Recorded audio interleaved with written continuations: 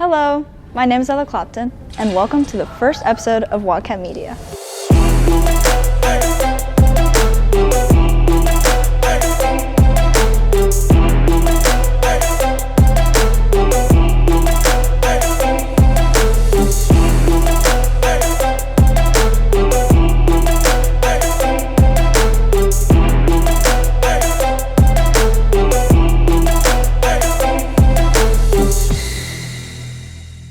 This show is produced by our brand new media program here at Logan-Rogersville High School. Fun, right?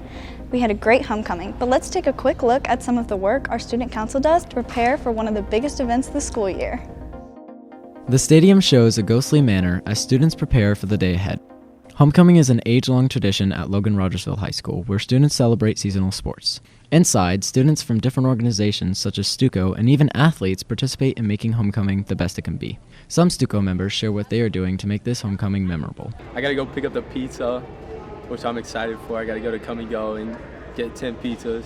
Along with Stuart, Marley Svoboda shares what her job is on the media side. Student Council is the organization that set basically the whole dance up, the coronation, all of it. And so my job is to edit and produce a senior video.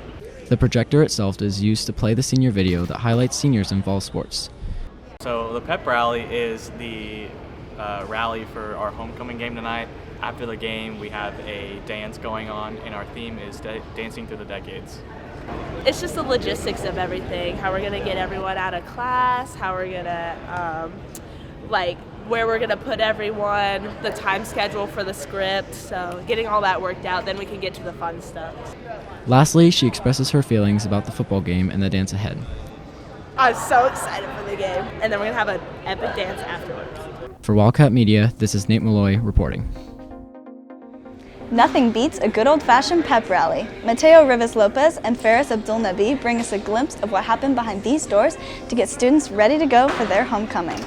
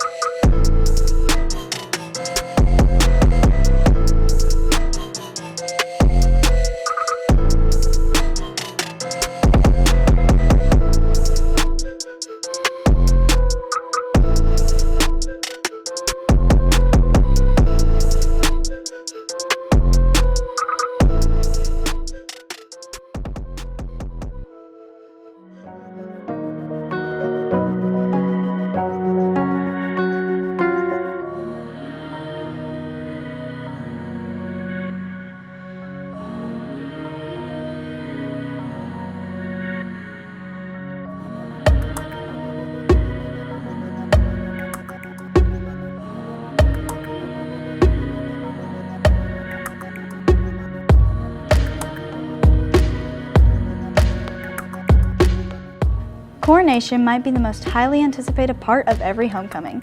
Students show support for their fellow classmates by casting votes for the king and queen, as well as court members from each grade. Congratulations to Taylor Bingham and Davin Agee for winning the 2022 Homecoming Court Honors. Taylor Bingham.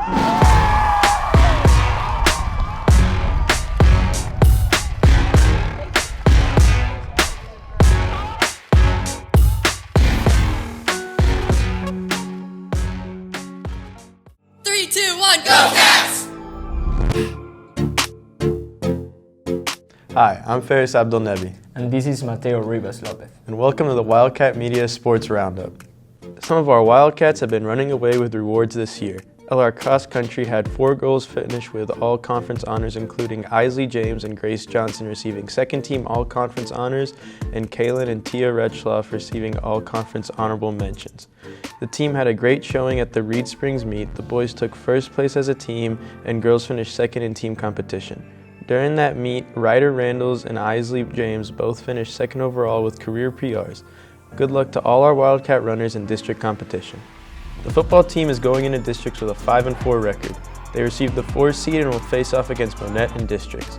Offensive props go to Tayson Pringer, Luke Hauer, and Logan Cook. The defensive side touts Jacob Shinkarovich, Colby Ballou, and Cameron Ray. Congratulations to Logan Cook, Tayson Pringer, Stuart McDonald, Caleb Cole, Cameron Ray, and Keegan Daniels for receiving Big 8 all-conference honors. Who says cats don't like water? LR's Lone Boys from Rowan Hamburg took 5th in the 500 freestyle and placed 4th overall in the Big 8 conference. The Logan Rogersville girls golf team celebrated a district championship and made their way to state this month. Special congratulations to Marge Mantola and Lily Foster on their making the all-district team. Our Wildcat softball team was full of great players this year from top to bottom. The all-conference selections were filled with Wildcats, with Cassidy Combs and Amelia Booth both getting first team and Gloria Alvarado getting second team. When it came to districts, it was more of the same, with Amelia getting second team, Gloria getting the bump up to first team, and Cassie showing out with another first team selection. Our Wildcat esports teams have just started competition. Good luck to our esports athletes, and steal the power away of your opponents like Kirby. Boys soccer is nearing in on the end, but the season they've had so far has been one for the books. They secured the Willard Tournament title in a dominant display, cementing themselves as a team to beat this season.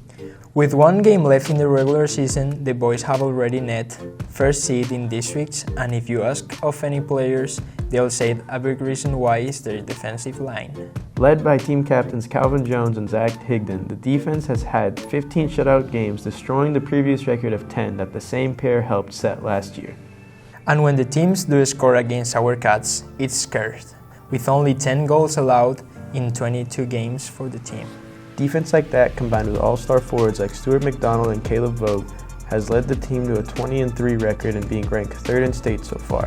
With all the momentum going for them, they look to keep their season dreams of back-to-back district champs going. The Wildcat tennis team has made a habit lately of winning districts. The team has won 9 of the last 11 district championships, including this year's district championship.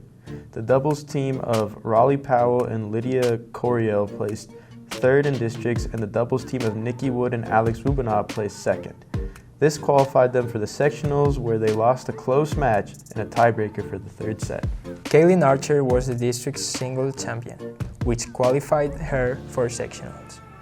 She won her match decisively and moved on to state, where she went 1-2 at state, finishing in the top 12 for Class 1. Also, a huge shout out to Coach Sarah Worsham on her 20th season coaching girls tennis. She has 3 Final Four finishes, 9 district championships, 4 conference championships, and 17 individual state qualifiers, with a few of those finishing in the top 8. Congratulations, Coach Worsham. Besides keeping spirits high and entertaining us at halftime of our football games, the band competed in 5 different competitions this year. And in those contests, they managed to beat out every other band of the same size and even got first place out of all bands during one of those competitions. Not just that, but our Cats also grabbed multiple caption awards, including Outstanding Soloist, Best Visuals, Best Music, and many others. Thank you for joining us for our Wildcat Media Sports Roundup. And before you go, we have a very special piece about our girls volleyball team, produced by Marley Svoboda. The LRHS volleyball team has always attracted the crowd, especially with their great track record. Coach Emily Hutchinson anticipates another awesome season. We have a group of 9 seniors, and they've played together since junior high. So we have a unique scenario where these girls just kind of have that intuitiveness already, and they, really kind of feed off of each other. They understand energy amongst each other and what works well. So, already they have a very, very unified core. And so it's just building on that and getting them confident and comfortable with, what we're running and when, and just kind of feeding those expectations and getting them ready for that postseason run.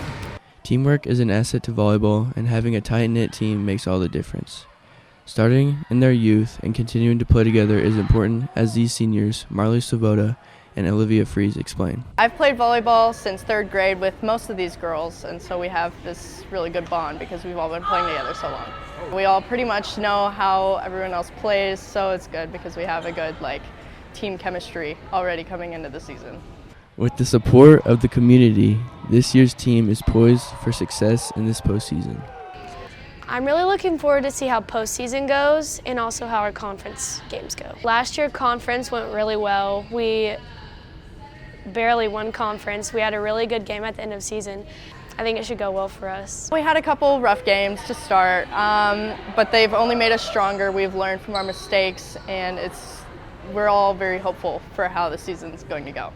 Previous success has left the team eager to prove themselves, but opponents want to beat tough teams like Rogersville.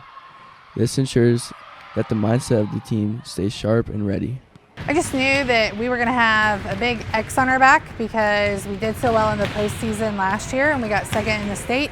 So teams are a lot more mindful of us and they're out to get us to prove that they can beat a state level team. So, it's just reminding these girls that every day we step on the court, we are focused on our process and not the outcome right now. We want to get better and increase our intensity as the season progresses and get ready for the postseason run. The season is looking good for the Wildcats, and we'll hopefully see the Wildcats reach their final goal. Final goal, win state. Unfortunately, winning state was not in the cards this year, but that does not mean that this was not a successful season. Sometimes there is more to a season than winning games, as Coach Hutchinson explains. Losses like that are never easy, but it wasn't because of lack of effort. I mean, our girls poured their hearts out onto the floor. In the final match, we went 5 and we battled every single point. There was not one moment where we could question effort and heart and determination. You seniors especially are just phenomenal young ladies, not just on the court, but off the court as well. And this is a very special group, and I just wanted to savor and soak you guys in and cherish the moments that I have with you. And I hope that, our girls have done the same. They've cherished all the fun moments that we've had. You have left an incredible legacy.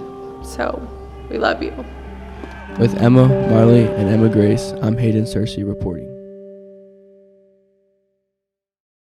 Halloween is right around the corner, so I'm sure you've heard some stories about ghosts and goblins.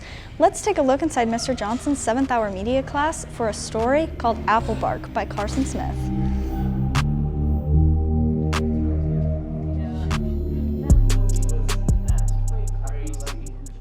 Hey guys, I actually got a good idea for a movie.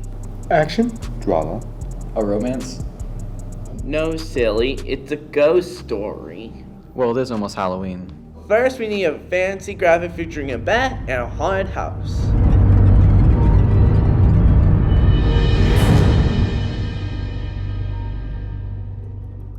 Mr. Johnson, are we allowed to do that? Yeah, I'll take care of it. Okay, sweet. There's gonna be a guy named Applebark, who's the main character. That's gonna be the explorer of the story. And the enemy, and he meets his friends. Okay, Carson, can you just start from the beginning? Okay, one day, a man named Appel was riding his horse to pick apples for the Halloween carnival. When he arrived at the orchard, he caught up with his friends, Dr. Green, Mr. and Mrs. Berry, and his best friend, Mr. Grapetree. Hello, my friends. How's it been, old chap? Pretty well, thank you. For hours, they gathered apples until it got dark. We'd better get home. You should too if you know what's best for you. But I still have to get more apples for the carnival tomorrow. What are you worried about? The others hesitated, but eventually Mr. Grapetree asked, See that area up ahead? There's an old legend from this very orchard near that cemetery. Would you like to hear it? Sure, I'll just pick some more apples while I listen. Story begins 50 years ago. The owner of the orchard, Cider Sweetseed, decided to cut down some apple trees that weren't producing and plant new ones. His son, Maple Sweetseed, was helping his father, but swung his axe too fast and chopped himself in half. Horrified and miserable, Cider buried his son in the cemetery. The following Halloween, Maple's ghost arose from the dead and attacked some of the town children on a hike, but fortunately, all the children escaped. Everyone stays away from the cemetery for fear of Maple's ghost attacking someone again. That's why we need to leave quickly. Now, do you understand? That's a sad story. I feel bad for the family, but respectfully, I really don't believe in ghosts. But it's true! Fine, I'll prove to you all tonight that there are no ghosts. You've been warned. Beware of the apple bark ghost when the clock strikes midnight.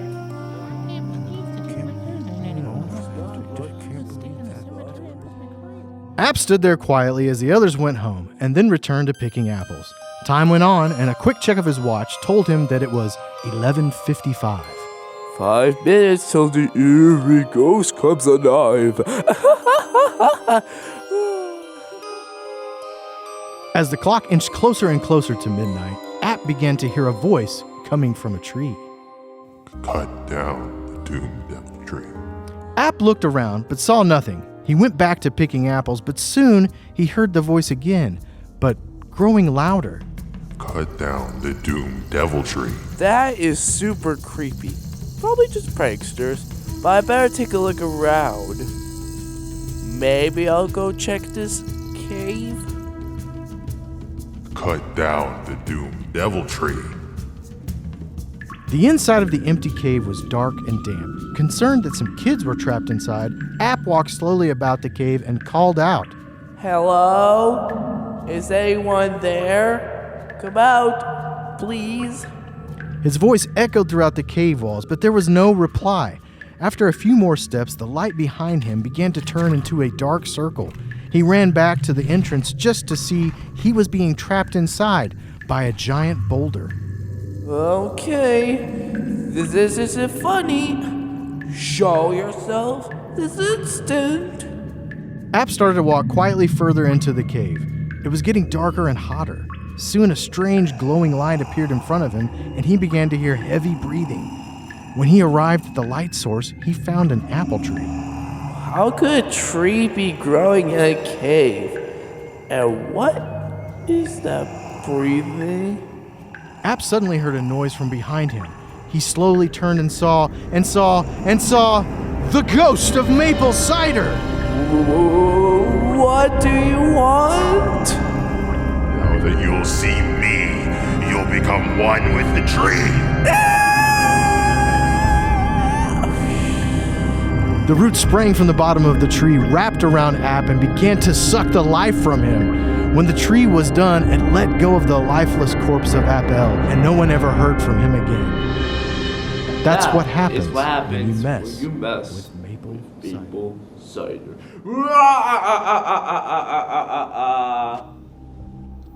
I don't understand how we're supposed to make that movie. Oh, come on, guys. All we need, it's so simple. All we need is some paper. We can actually use some stuff with a camera. Oh, and there's also a computer. We can try and use some animation and such.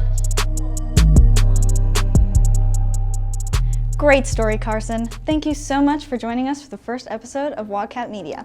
We'll see you next time.